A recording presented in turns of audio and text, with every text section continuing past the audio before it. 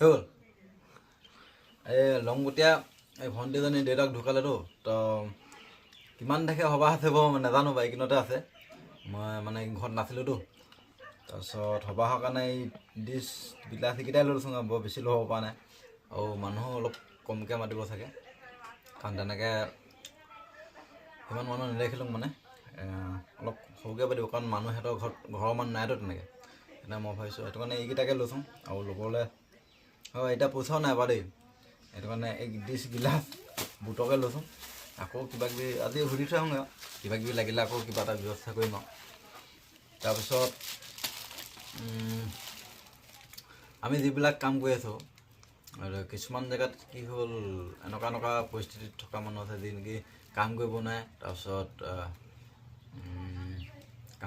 তাৰপিছত পইচা উপাৰ্জনৰ কোনো পথ নাথাকে মানে সিহঁতি খাবলৈ ব'বলৈ অলপ দিগদাৰ হৈ যায়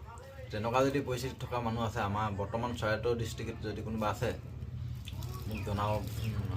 পাৰিলে চেষ্টা কৰিম মানে যাবলৈ তো ইয়াত এতিয়া সবাহৰ ঘৰত এতিয়া ইয়াত এইটো অঞ্চলত মানে ক'ৰবাত যদি সবাহ হয় তেতিয়াহ'লে 1 কেজি চাউল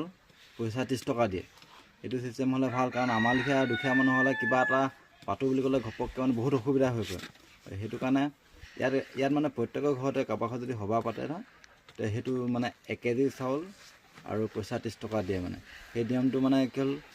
অকল ইয়াতে বুলি নহয় বহুত জেগাত হ'ব লাগে মানে কাৰণ কিছুমান দুখীয়া মানুহ আমাৰ লেখীয়া দুখীয়া মানুহৰ কাৰণে অলপ অসুবিধা হয়তো সেইটো নিয়মৰ কাৰণে ভাল লাগিলে মানে দেই তো আপোনালোকে সেইটো নিয়ম যদি কৰে ভাল হ'ব মানে বহুতে উপকৃত হ'ব মানে